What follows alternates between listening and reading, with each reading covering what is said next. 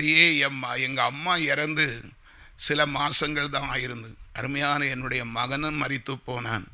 இப்போது என் குடும்பத்துக்கு உதவி செய்ய வந்த என் சகோதரியும் மரிக்க போகிறாள் என்று சொல்லுகிறார்கள்.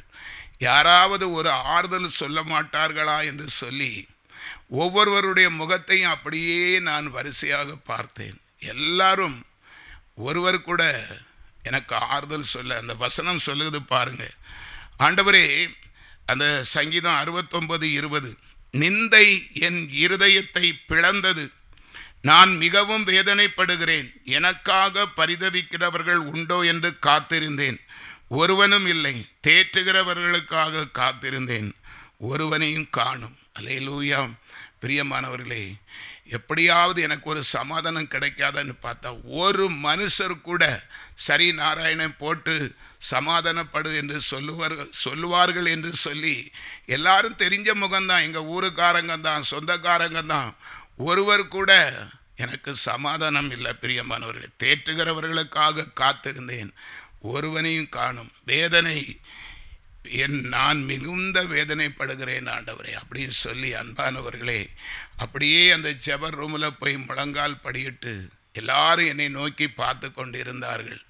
தேவனை நோக்கி அழுதேன். ஆண்டவரே, நிந்தை என் இருதயத்தை பிளக்கிறது. நான் என் சகோதரிக்கு வந்த மரண வியாதி ஒரு பக்கம், இந்த ஜனங்கள் சொல்லுகிற வேதனையான குத்தலான வார்த்தை ஒரு பக்கம், உங்கள் நாமம் தூசிக்கப்பட்டு விடுமோ என்று சொல்லி பயம் ஒரு பக்கம், மிகுந்த வேதனையோடு நான் கர்த்தரை தொழுது கொண்டேன். ஆனால் பிரியமானவர்களே, கர்த்தர் அந்த இடத்திலே ஒரு அற்புதம் செய்தார்.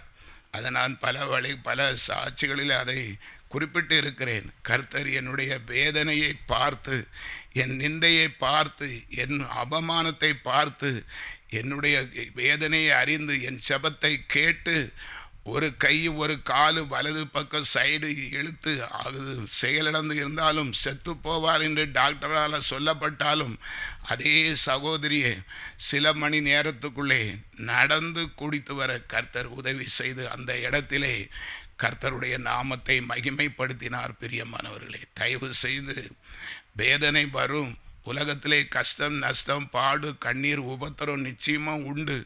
அந்த பிரச்சனையிலிருந்து நம்மை விடுவிக்கிற ஒரு கர்த்தர் இருக்கிறார். அல்லேலூயா, அல்லேலூயா, சோத்திரம் சோத்திரம். இன்னும் வேதத்தை வாசித்து பாருங்கள். ஏசாயா தீர்க்கதரிசி புஸ்தகம் 26வது அதிகாரம் 17வது வசனம், கர்த்தாவே, பேறுகாலம் சமீபத்தில் இருக்கையில் வேதனைப்பட்டு தன் அம்பாயத்தில் கூப்பிடுகிற கற்பவதியை போல உமக்கு முன்பாக இருக்கிறோம். சங்கீதக்காரன் சொல்கிறான், ஆண்டவரே, பொறுமை, அந்த வேதனை கற்பந்தரித்து பேறுகாலம் வரும்போது ஒரு கற்பஸ்திரீ எவ்வளவு வேதனைப்படுகிறாளோ அப்படியே நாங்கள் இருக்கிறோம் என்று சொல்லி அவன் புலம்புகிறதாக இந்த வேதம் சொல்லுகிறது. அல்லேலூயா, சோத்திரம். ஏசாயா தீர்க்கதரிசி வார்த்தை, ஏசாயா 26:18 வாசித்து பாருங்கள். நாங்கள் கற்பமாயிருந்து வேதனைப்பட்டு காற்றை பெற்றவர்களைப் போல் இருக்கிறோம், தேசத்தில் ஒரு ரட்சிப்பையும் செய்ய மாட்டாது இருக்கிறோம். அல்லேலூயா. பூச்சக்கரத்து குடிகள் விழுகிறதும் இல்லை. அல்லேலூயா. நாங்கள் கற்பமாயிருந்து வேதனைப்பட்டு காற்றை பெற்றவர்களைப் போல இருக்கிறோம். ஏசாயா தீர்க்கதரிசி சொல்லுகிற தீர்க்க தரிசனம், அந்த வார்த்தை இன்னைக்கு தேசத்திலே அநேகவர் சொல்லுகிற வேதனையான வார்த்தை இதுதாங்க. ஒரு கற்பவதி முழு கர்ப்பவதியாய் பிள்ளை பெறுவதற்கு ஆயத்தமாக இருக்கிறவர்களுக்குள்ளே மனசில் வேதனை, நம்ம பிழைப்போமோ, இந்த பிள்ளை எப்படி இருக்குமோ, எப்படி பிறக்குமோ, நம்ம வயிற்றிலிருந்து எப்படி பிரிந்து வருமோ, என்ன ஆகுமோ என்று சொல்லி வேதனை நிறைந்த ஒரு சிந்தனையில் இருக்கிறது போலத்தான் இன்னைக்கு அநேகவர் பிரியமானவர்களே, தயவு செய்து என்னால் சொல்ல முடியும். ஆனால் நாங்கள் ஒரு காலத்தில் அப்படி இருந்தோம். ஆனால் அந்த தேவாதி தேவன், ராஜாதி ராஜா, கர்த்தாதி கர்த்தர், எங்களுடைய ஜெபத்தை கேட்கிறவர், இன்றைக்கு ஒரு மகன் எங்களை விட்டு மரித்தாலும் அவனும் அந்த நித்திய ராஜ்யத்திலே இருக்கிறதை வெளிப்படையாக ஆண்டவர் எங்களுக்கு தரிசனத்திலே சொல்லியிருக்கிறார். எங்களுக்கு ஒரு நிச்சயம் இருக்கிறது. கர்த்தரை நம்புகிறவர்கள் வெட்கப்பட்டு போக மாட்டார்கள். ஒருவேளை இப்படியாய்ப்பட்ட மரண வேதனை திடீரென்று வரக்கூடிய சம்பவங்களால் பாதிக்கப்பட்டு இருக்கிறீங்களோ, கர்த்தரை நோக்கி பாருங்கள். உங்கள் வேதனை கர்ப்பவதிப்படுகிற வேதனை கூட இருந்தாலும் அதை சாதாரணமாக மாற்றுவது ஆண்டவருக்கு ஒரு லேசான ஒரு காரியம். அல்லேலூயா. இன்னும் நம்ம வேதத்திலே வாசிக்கிறோம். எரேமியா தீர்க்கதரிசி புஸ்தகம் 14வது அதிகாரம் 17வது வசனம் சொல்லுகிறது, என் கண்களில் இருந்து இரவும் பகலும் ஓயாமல் கண்ணீர் ஓடிக்கொண்டிருக்கும் என் ஜனமென்கிற குமாரத்தி ஆகிய கன்னிகை மகாவேதனை உள்ள அடியினாலும் கொடிய காயத்தினாலும் சேதப்பட்டு இருக்கிறாள். அல்லேலூயா. எனக்கு அன்பானவர்களே, கர்த்தர் சொல்லுகிற தீர்க்க தரிசனம் அந்த எரேமியா தீர்க்க தரிசி மூலமாக கர்த்தர் புலம்புகிற புலம்பல் இன்னைக்கு மனிதர்களை குறித்து கர்த்தரும் புலம்புகிறார். அவர் சொல்லுகிறார், என் கண்களிலிருந்து இரவும் பகலும் ஓயாமல் கண்ணீர் ஓடிக்கொண்டிருக்கும் என் ஜனமென்கிற குமாரத்தி ஆகிய கன்னிகை மகாவேதனை உள்ள அடியினாலும் கொடிய காயத்தினாலும் சேதப்பட்டு இருக்கிறாள். ஆண்டவர் அங்கலாய்க்கிறாங்க. அவர் ஓடி அவர்களிடத்தில் வந்தாதான் அவர் உதவி செய்ய முடியும். பாதிக்கப்பட்டவர்கள், துன்பப்படுகிறவர்கள், துயரப்படுகிறவர்கள், கண்ணீர் வடிக்கிறவர்கள், ஆதரவற்றவர்கள் புலம்புவார்களே தவிர எத்தனை பேர் ஆண்டவரிடத்தில் முழு இருதயத்தோடும் முழு மனதோடும் முழு சிந்தையோடும் வருகிறார்கள்? நாங்கள் அவரை பற்றி கொண்டோம், பிழைத்திருக்கிறோம். பிரியமானவர்களே, என்னுடைய சாட்சியை இன்னும் எத்தனையோ காரியங்களிலே பார்க்கலாம். ஆண்டவர் அங்கலாய்ப்போடு இருக்க, தேவனிடத்தில் வராமல், தேவன் கேளுங்கள் உங்களுக்கு கொடுக்கப்படும் அப்படித்தான் சொல்லுகிறார். கேட்கிற எவனும் பெற்றுக்கொள்வான். ஆண்டவரிடத்தில் வந்து, ஆண்டவரே எங்கள் வேதனையை நீங்கும்படி செய்யும் என்று கேட்கிற யாவருக்கும் அவர் உதவி செய்ய வல்லவராயிருக்கிறார். அதுதான் ஆண்டவர் புலம்புகிற புலம்பல். அல்லேலூயா. பிரியமானவர்களை, ஒரு சில வசனத்தில் உள்ள சாட்சிகளை குறித்து நம்ம தியானித்து செபிக்க ஆசைப்படுகிறேன். லூக்கா எழுதின சுவிசேஷம் அதனுடைய 16வது அதிகாரம் 23வது வசனத்தை வாசிப்போம் என்று சொன்னால், பாதாளத்திலே அவன் வேதனைப்படுகிற போது தன் கண்களை ஏறெடுத்து தூரத்திலே ஆபிரகாமையும் அவன் மடியிலே லாசருமையும் கண்டான். இந்த வேதத்தின் அர்த்தம், பூலோகத்திலே லாசரு, அல்லேலூயா சோதரம்,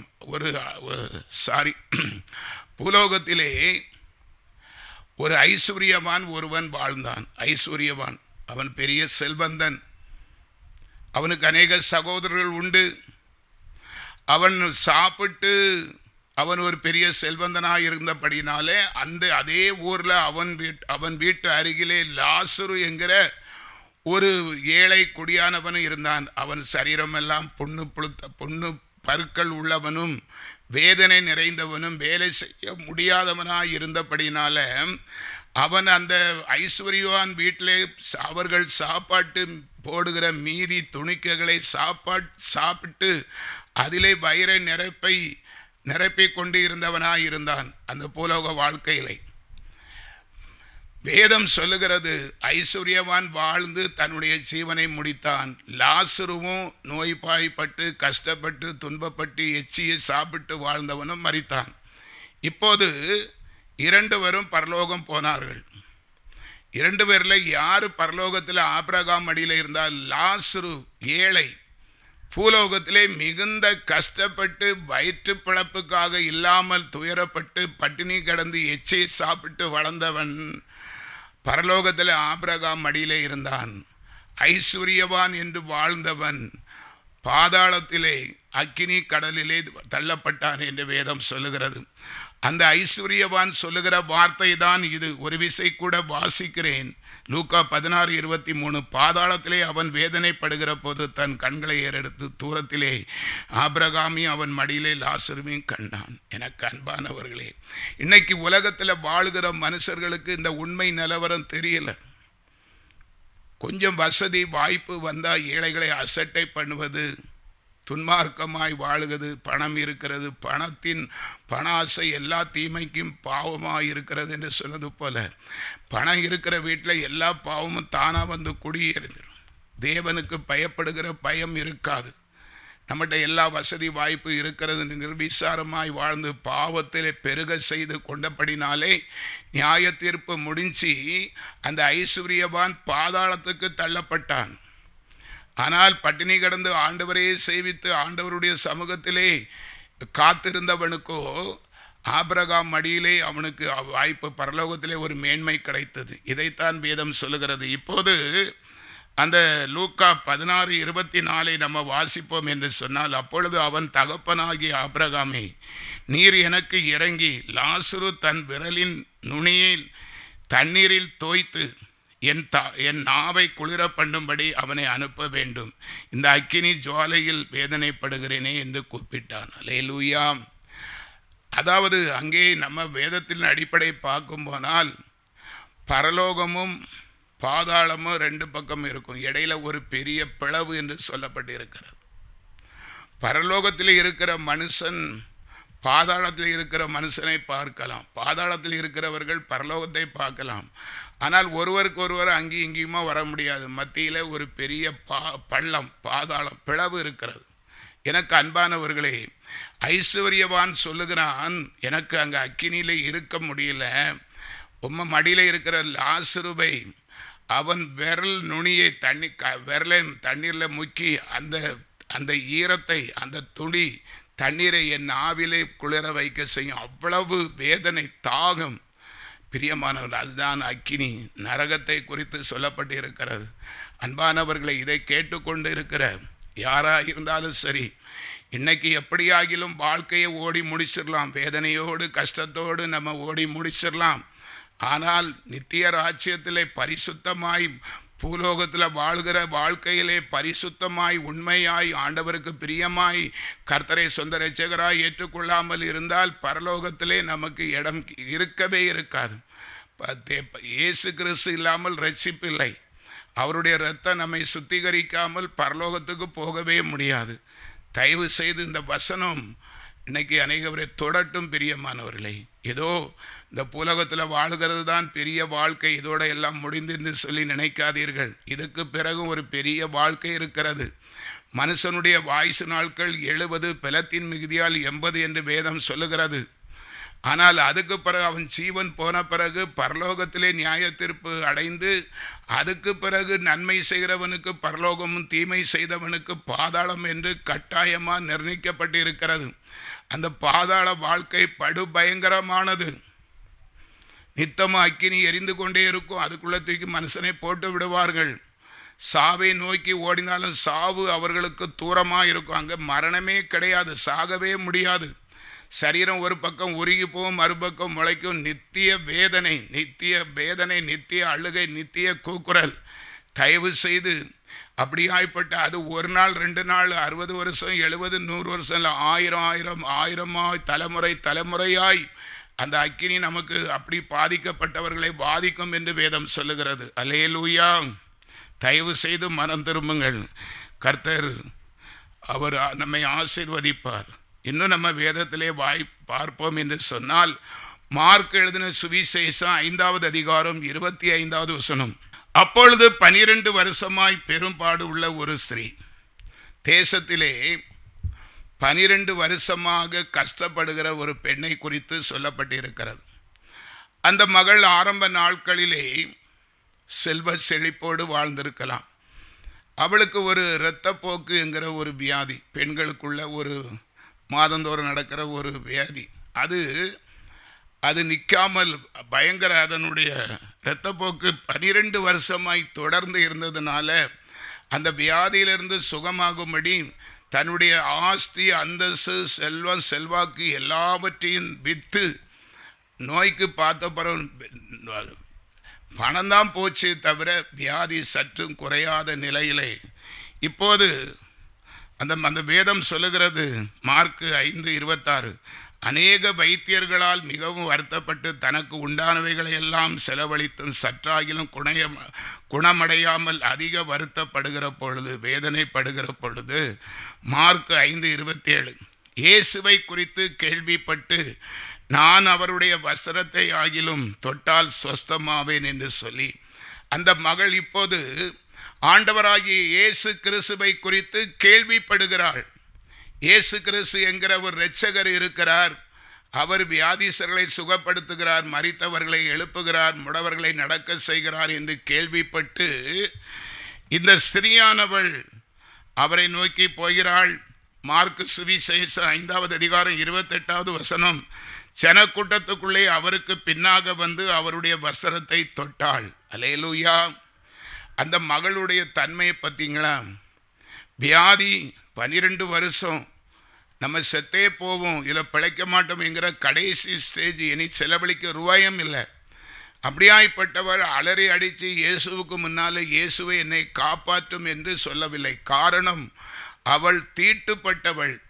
பெண்களுக்குள்ள காரியம் இருக்கிறபடினாலே, தீட்டுப்பட்டபடினாலே, நான் தீட்டு உள்ளவள், அவர் பரிசுத்தமான தெய்வம், அவருக்கு முன்னால் நிற்பதற்கு எனக்கு தகுதி இல்லை என்று நினைத்து அந்த வியாதி, அந்த மரணத்தை கூட பொருட்படுத்தாதபடி பின்னால் போய் ஆண்டவருடைய வஸ்திர தொங்கலை, அவருடைய விசுவாசம், இவருடைய வஸ்திர தொங்கலை தொட்டாலே எனக்கு சுகம் கிடைக்கிறோம் என்கிற அசைக்க முடியாத நம்பிக்கையினாலே, அல்லேலூயா சோதரம், அவள் என்ன செய்தாள்? ஜனக்கூட்டத்துக்குள்ளே போய் அவருக்கு பின்னாக வந்து அவருடைய வஸ்திரத்தை தொட்டாள். அல்லேலூயா. எவ்வளவு உண்மையான ஸ்ரீ, ஆண்டவரை நேசிக்கிற மகள். கர்த்தருக்கு எல்லாம் தெரியுங்க. நம்மை ஒருத்தி தொடுகிறாள், நமக்கு முன்னால் வர்றதுக்கு வெக்கப்பட்டு தீட்டுப்பட்டுப்போன்னு சொல்லி நம்மை பரிசுத்த குறைச்சல ஆக்கி விடாதன்னு சொல்லி பின்னால் வந்து நம்முடைய வஸ்திரத்தை தொடுகிறாள் என்பதை கர்த்தருக்கு தெரியும். ஆண்டவர் அந்த இடத்திலே சொல்லுகிறார், எனக்குள்ளே இருந்து ஒரு வல்லமை வெளிப்பட்டது, யாரோ என்னை தொட்டார்கள், அவர்கள் யார் என்று விசாரிக்கிறார். ஏன்னா ஆண்டவரை அவள் கனப்படுத்தினபடினால் எல்லா ஜனங்களுக்கு முன்பாக அந்த மகளையும் கர்த்தர் மகிமைப்படுத்த விரும்பினார். நம்மை மகிமைப்படுத்த விரும்புகிற தேவன். அன்பானவர்களே, என்னை தொட்டது யார் அவருக்கு தெரிஞ்சுதான் சொன்னார். அப்புறம் எல்லாம் சொல்லி அந்த ஸ்திரீ நம்ம வந்த காரியம் வெளிப்பாகிவிட்டது என்று சொல்லி அதுக்கு பிறகு பயந்து முன்னால் வந்து அழுது, இப்படி ஆண்டவரே விஷயம், நான் தீட்டுப்பட்டவளாக இருக்கிறபடினால பின்னாலே வந்து உம்முடைய வஸ்திரத்தை தொட்டது நான் தான்.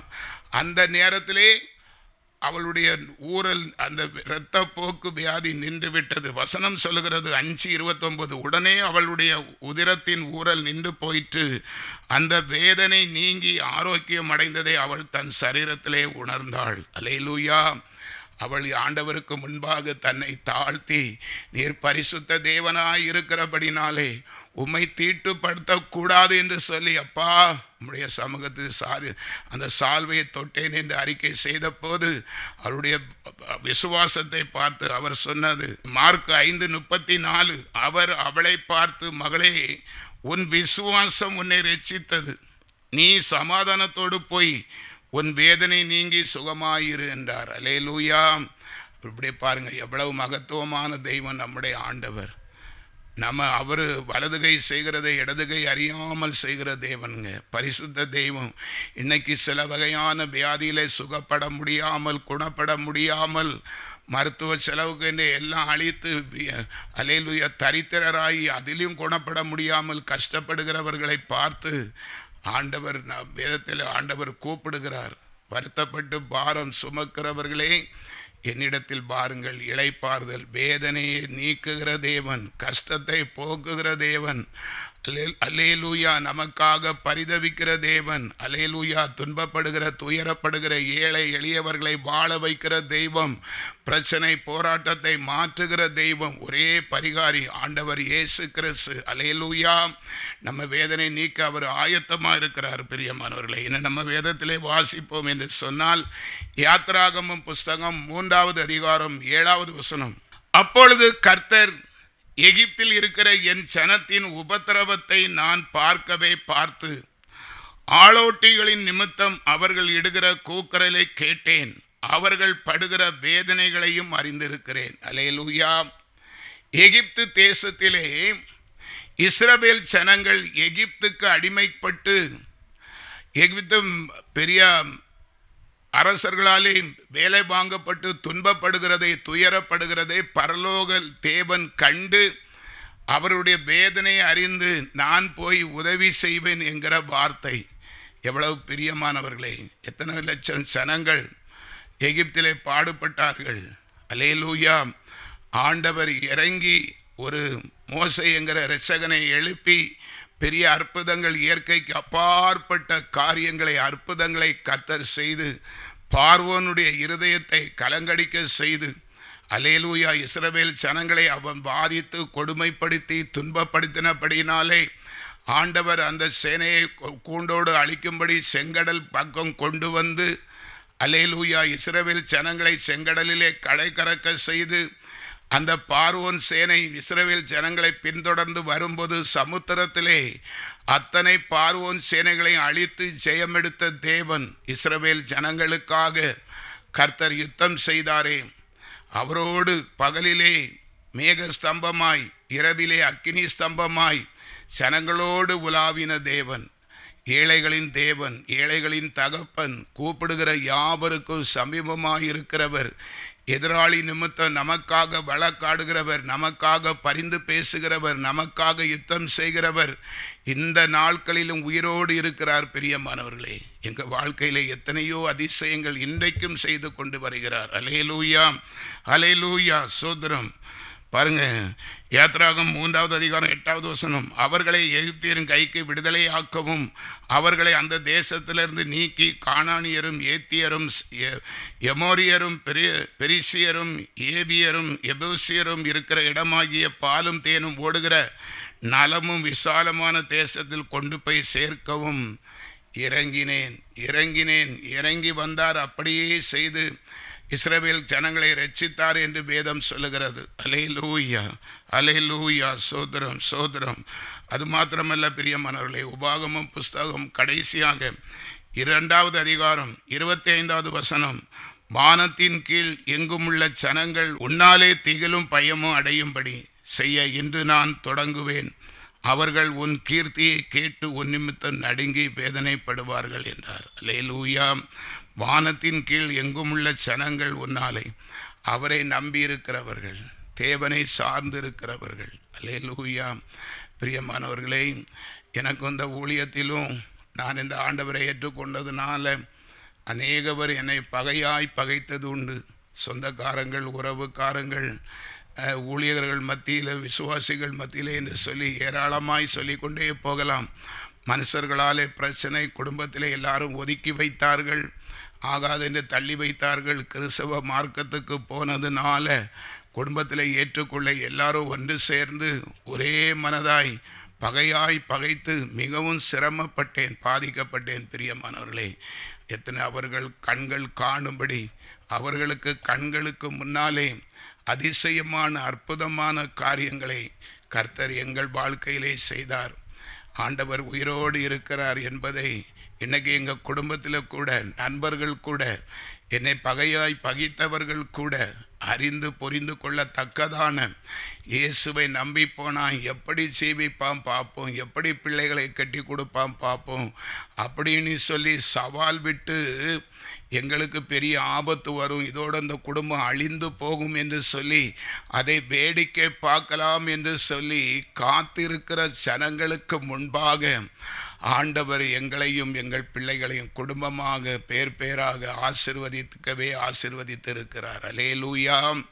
ஆமாம், சவால் விட்டு இவர்கள் கஷ்டப்படுகிறதை, துன்பப்படுகிறதை பார்க்கலாம் என்று காத்திருந்த ஜனங்களுக்கு முன்பாக ஆண்டவர் எங்களை வெட்கப்படுத்தாதபடி, பிரியமானவர்களே, எங்களால் உறுதியாக சொல்ல முடியும், என் மகனை இழந்து நான் இந்த ஆண்டவரிடத்தில் வரும்போது நிற்கதியாய் பெருமைப்பட்டவனாய் ஒன்றுமில்லாதவனாகத்தான் வந்தேன். அல்லேலூயா. 2 பிள்ளைகள் எனக்கு. அல்லேலூயா. 2 பிள்ளைகளுக்கும் திருமணத்தை கர்த்தர் நடத்தி வைத்திருக்கிறார். அன்பானவர்களை, என்னால் உற்சாகமாய் சொல்ல முடியும், ஆண்டவர் செய்ததை எப்படி நான் மறப்பேன்? பிரியமானவர்களே, ஆண்டவரை அறியும் போது, ரட்சிக்கப்படும் போது, தேவனிடத்தில் வரும்போது என் சரீரமெல்லாம் வியாதி, சொல்லி முடியாத வியாதி. அல்லேலூயா. உடம்பெல்லாம் வியாதி, சுகர், பிரஷர் என்ன அநேக வியாதியோடு தான் கர்த்தரை அண்டி வந்தேன். பிரியமான், நடைப்பிணமாகத்தான் வந்தேன். இன்னைக்கு 68 வயசு ஆனாலும் வியாதியெல்லாம் என்னை விட்டு அகற்றி இருக்கிறார். என்னுடைய பழைய அந்த மாமிச மிருக வாழ்க்கை என்னிடமிருந்து அகற்றி பரிசுத்தமாய் வாழ்வதற்கு கிருபை பாராட்டி இருக்கிறார். அல்லேலூயா. 2 கொரிந்தியர் 5:17 சொன்னது போல, ஒருவன் கிறிஸ்துவுக்குள் இருந்தால் புதிய சிறுசியாய் இருக்கிறான். பழைமைகள் ஒளிந்து போனது, சகலமும் புதிதாகுது என்று சொன்னது போல என் வாழ்க்கையிலே என்னை ஆண்டவர் மாற்றி மறுரூபப்படுத்தி அவருக்கு சொந்த ஜனமாய் ராஜரீக ஆசாரிய கூட்டமாய் இந்த பரிசுத்தமான ஊழியத்தை அவர் செய்த நன்மைகளை சாட்சியோடு பகிர்ந்தளிக்கி தேவ நாமத்தை பிரஸ்தாபப்படுத்த என்னையும் என் குடும்பத்தையும் ஆசீர்வதிக்கவே ஆசீர்வதித்து இருக்கிறார். பிரியமானவர்களே, ஒன்றுமில்லாமல் தான் தேவனிடத்தில் வந்தேன். 2 பிள்ளைகளுக்கு திருமணத்தை நடத்தி வைத்தார். இன்னைக்கு ஒரு பைசா கடன் இல்லாதபடி ஒரு வாழ்க்கை வாழ கர்த்தர் கிருபை செய்திருக்கிறார். படுத்தால் நல்ல நித்திரை வருகிறது. பிரியமானவர்களே, எவ்வளவு நேரம் ஜெபம் பண்ணிட்டு அப்படி படுக்கைக்கு போனால் சுகமாக தங்க செய்கிறார். எத்தனை சமாதானம், எத்தனை ஆறுதல் இன்னும் என் வாழ்க்கையிலே சொல்லிக்கொண்டே போகலாம். பிரியமானவர்களே, தயவு செய்து துன்பப்படுகிற துயரப்படுகிறவர்கள் ஒருவேளை இந்த டிவியின் மூலமாக இந்த செய்தியை பார்த்து கொண்டிருந்தால் இன்றைக்கே கர்த்தரிடத்தில் வருவீர்களாம். தயவு செய்து பச்சைப்பாதம் பார்க்காத தேவன் எந்த மனுஷனையும் எப்பேற்பட்ட மனுஷனையும் உயிர்ப்பிக்கிற மெய்யான ஒளியாயிருக்கிறார் தேவன். அவரிடத்திலே பச்சைப்பாதம் இல்லை. பாவிகளை ரட்சிக்கவே இயேசு கிறிஸ்து உலகத்தில் வந்தார். ஒருவேளை நீங்கள் பாவம் செய்திருக்கலாம். நான் பாவிலும் பிரதான பாவியான என்னையே மன்னித்து ரட்சித்த தேவன், பாவங்களை பாராத பரிசுத்த தெய்வம், பாவிகளை உலகத்திலிருந்து மீட்கவே ஜீவ பலியாக தன்னை ஒப்பு கொடுத்து அர்ப்பணித்து மரித்து உயிர்த்தெழுந்து ஜீவனோடு இருந்து செயல்படுகிற சர்வ வல்லவர் அழைக்கிறார். தயவு செய்து வெட்கப்படாதீங்க, யோசிக்காதீங்க, சிந்திக்காதீங்க. ஆண்டவர் எங்களை ஏற்றுக்கொள்வார் அப்படியெல்லாம் நினைக்க, நிச்சயமாக ஏற்றுக்கொள்வார். எந்த மனுஷனையும், எப்பேற்பட்ட மனுஷனையும் அவரிடத்தில் வருகிறவர்களை அவர் புறம்பே தள்ளாத தேவன், எதையும் எதிர்பார்க்காமல் செய்கிற தன்னலமற்ற ஒரே தேவன் ஆண்டவர் இயேசு இன்றைக்கும் உயிரோடு இருக்கிறார். அல்லேலூயா. செபிப்போமா? கர்த்தருடைய சமூகத்திலே. பரிசுத்த பிதாவே, நல்ல ஆண்டவரே, நாங்கள் உம்மை துதிக்கிறோம், சோத்தரிக்கிறோம், நன்றி செலுத்துகிறோம். ஜனத்துக்கு விரோதமாய் ஜனமும், ராஜ்யத்துக்கு விரோதமாக ராஜ்யமும் எழும்பும். பூமி அதிர்ச்சிகளும் கொள்ளை நோய்களும் பஞ்சங்களும் தேசத்திலே உண்டாகும் என்று தீர்க்க தரிசனமாய் பரிசுத்த வேதாகமத்திலே சொல்லப்பட்ட வார்த்தைகள் நிறைவேறி கொண்டிருக்கிறபடினாலே சோத்திரம் அப்பா. கர்த்தாவே, நாங்கள் கண்ணிருந்தும் காணாதவர்களாய், காதிருந்தும் கேட்காதவர்களாய், உள்ளமிருந்தும் உணர முடியாதவர்களாய் இருந்து விடாதபடி ஆண்டவரே விழிப்படைந்தவர்களாய், கர்த்தாவே, வேதத்தையும் உலக காரியத்தையும் ஒப்பிட்டு பார்த்து மனம் திரும்பி குணப்பட கர்த்தாவே தேசத்தில் உள்ள எல்லோருக்கும் கர்த்தர் கிருபை அளிக்கும்படியாய் செபிக்கிறோம். அழிந்து போற இந்த உலகத்திலே எதை சேர்த்து வைத்தால் அது விருதுவா, ஒருவனும் கொண்டு போக முடியாது என்று வேதம் தெளிவாக சொல்லப்பட்டு இருக்கிறது.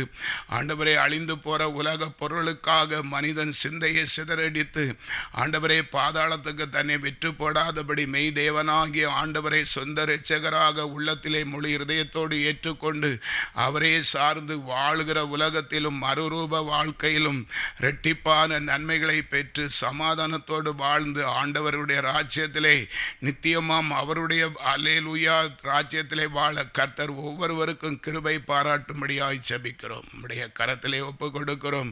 எல்லா துதி கன மகிமையெல்லாம் அப்பா நாங்கள் உமக்கே ஏறெடுக்கிறோம். இரட்சகர் இயேசு கிறிஸ்துவின் ஈடு இணையற்ற இன்ப நாமத்தில் ஜெபிக்கிறோம். தாழ்மையின் ஜெபம் கேளும் ஜீவன் உள்ள நல்ல பிதாவே. ஆமென்.